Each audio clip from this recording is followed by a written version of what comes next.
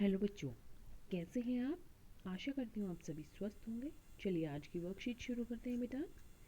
आज दिनांक है 8 फरवरी 2021 और डीओई द्वारा दी गई वर्कशीट नंबर 164 ए करेंगे हम। बेटा आज आपकी वर्कशीट जैसे लास्ट मंडे आई थी, लास्ट सोमवार को आई थी 164 ए और बी, ऐसे ही आपकी वर्कशीट आई है, एक हिंदी की और एक ईवीएस की। तो ये हमारी हिंदी की वर्कशीट है, ये हिंदी की वर्कशीट है और कक्षा 3 के लिए है। आज हम हमारी पाठ्यपुस्तक रिमझिम में सबसे अच्छा पेड़ एक नया पाठ स्टार्ट कर रहे हैं, शुरू कर रहे हैं हम।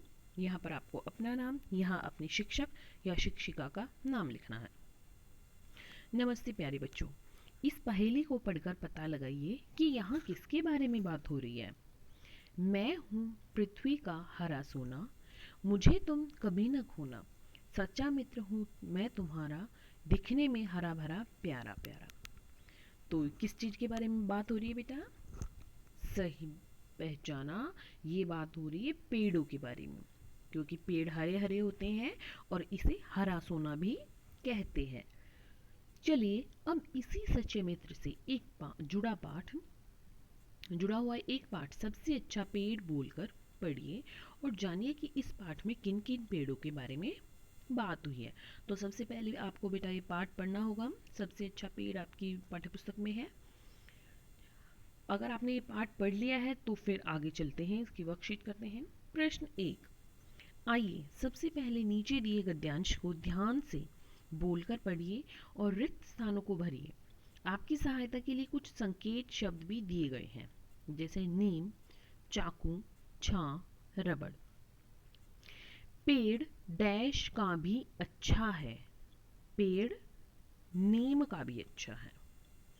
घर में कोई बीमार हो तो लोग नीम की टहनियाँ दरवाजे पर लटका देते हैं। मेरे पास नीम का पेड़ हो तो मैं उसकी टहनियाँ बेच सकता हूँ। और पेड़ मुझे ठंडी डैश भी देगा, ठंडी छाह भी देगा। तो ये है हमारा दूसरा, छाह भी देगा। और अगर कहीं मेरे पास रबड़ का पेड़ हो तो मैं अपनी डैश निकालकर, क्या निकालकर? चाकू निकालकर पेड़ की छाल में एक लंबा चीरा लगा देता, चीरे के तले में एक प्याला रख देता, पेड़ के दूधिया रस को मैं प्याले से भर लेता, रस को पकाकर मैं डैश बना लेता, क्या बना लेता? रबड़ बना लेता, रबड़ मैं बेच देता। तो पहले में आएगा नीम, दूसरे में छां, तीसरे में चाकू और चौथे में रबड़। अब यहाँ पर आगे हमारे प्रश्न है बेटा, देख लेते हैं एक बार। तो चलिए बेटा करते हैं हम। आइए इस गद्यांश पर आधारित निम्नलिखित प्रश्नों के उत्तर लिखते हैं। तो नीम का पेड़ हमारे किस किस काम आता है? नीम का पेड़ हमारे किस किस काम आता है बेटा? एक तो दातुन करने के, दूसरा क्या है? अगर किसी को हेल्थ डिजीज हो, फोड़े फुंसी हो, तो उनके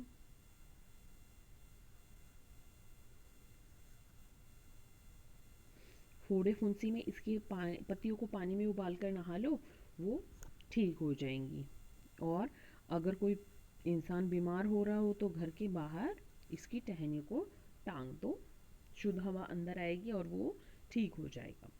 तो हमारी जो नीम का पेड़ है वो किस किस काम आता है बेटा? एक तो दातुन करने के काम आता है, दूसरा फोड़े फुंसियों में पत्तियों को उबाल कर तब हम नहा लें तो हमारी जो फोड़े फुंसी है वो ठीक हो जाएंगे। और अगर कोई इंसान बीमार है, जैसे कि ऊपर गद्यांश में भी बताया गया है, तो घर के बाहर नीम की टहनियाँ टांग देते हैं तो इससे वो जल्दी ठीक हो जाता है। प्रश्न 2, पेड़ का पर्यायवाची शब्द लिखो। पेड़ के पर्यायवाची शब्द बहुत से हैं, लेकिन एक जो बहुत इजी है वो है वृक्ष। पेड़ को हम क्या बोलते हैं? वृक्ष। रबड़ से कौन कौन सी वस्तुएं बनती हैं? अब रबड़ से बहुत सारी वस्तुएं बनती हैं बेटा, आप अपने आसपास देखेंगे तो देखो, टायर जो है वो हमारे रबड़ के होते हैं, हमारी चप्पलें जो है वो रबड़ की होती हैं, और तारे रबड़ से बनी होती हैं। खिलौने बहुत सारे रबड़ के होते हैं। और क्या क्या होते हैं बेटा? और बताइए। आप सोचकर और भी बहुत एग्जाम्पल लिख सकते हैं। और जिस रबड़ से आप अपनी कॉपी साफ करते हो वो रबड़ अलग है। जैसे टायर, चप्पलें, तारे, खिलौने। ठीक है, ये हमारी किससे बनती है? रबड़ से बनती है। रबड़ बनाने के लिए पेड़ से रस निकालने की प्रक्रिया लिखिए। तो ये आपको गद्यांश में दी गई है। क्या प्रक्रिया है देखो। आप इसमें मैं का प्रयोग किया गया, आप मैं का नहीं प्रयोग करेंगे। आप इस प्रकार लिखेंगे, रबड़ बनाने के लिए, रबड़ बनाने के लिए। अब देखो, ये पेड़ की छाल में एक लंबा चीरा लगाकर, पेड़ की छाल में एक लंबा चीरा लगाकर,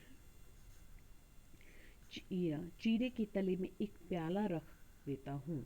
तो इसको हम ऐसे रखेंगे, लगाकर चीरे के तले में एक प्याला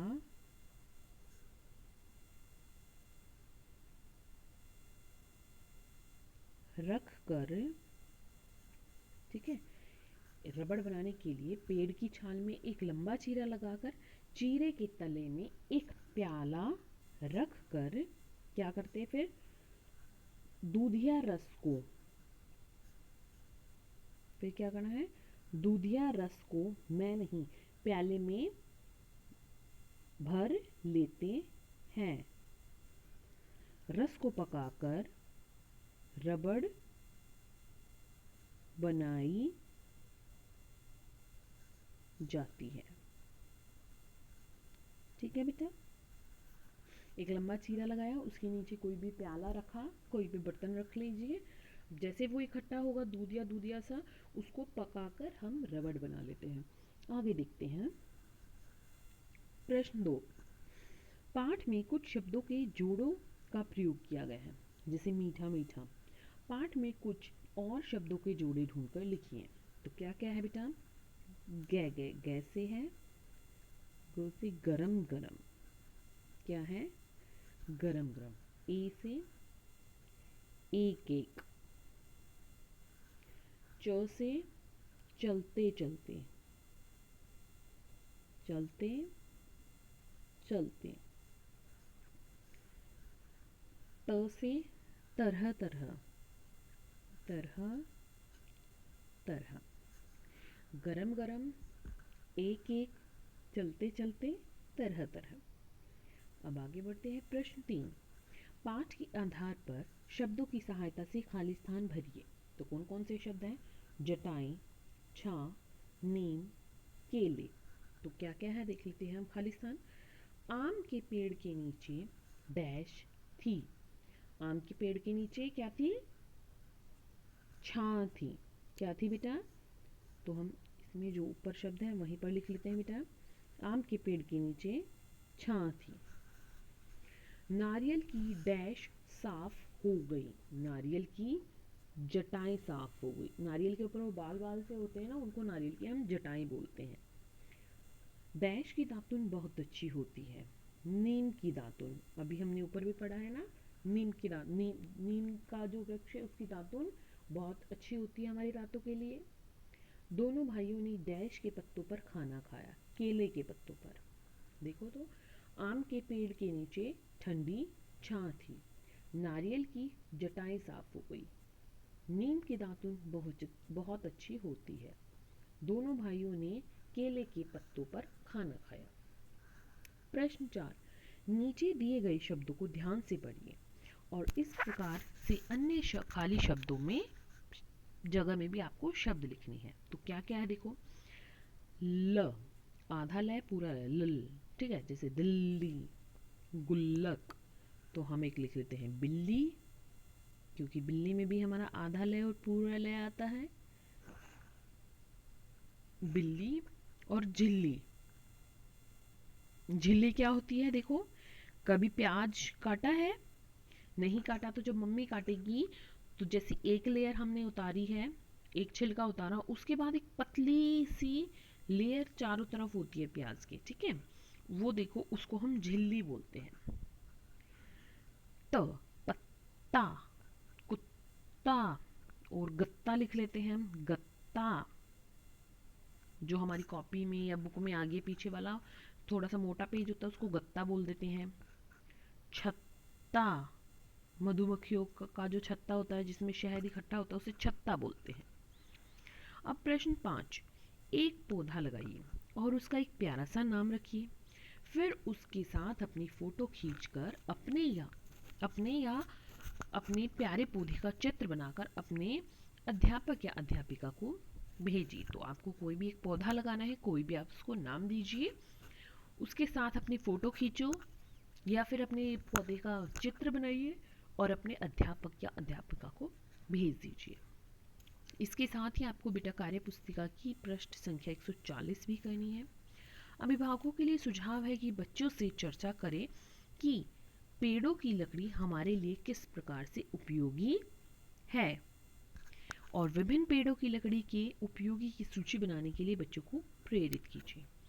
आज का कोविड का मैसेज है कि अपने हाथों को साबुन और पानी से नियमित रूप से धोएं। बेटा ईवीएस की वर्कशीट का लिंक मैं आपको डिस्क्रिप्शन बॉक्स में दूंगी। अगर आपको ईवीएस की बुक वो वर्कशीट भी देखनी है तो डिस्क्रिप्शन बॉक्स में दिए लिंक पर क्लिक कीजिए, आपको ईवीएस की वर्कशीट भी मिल जाएगी।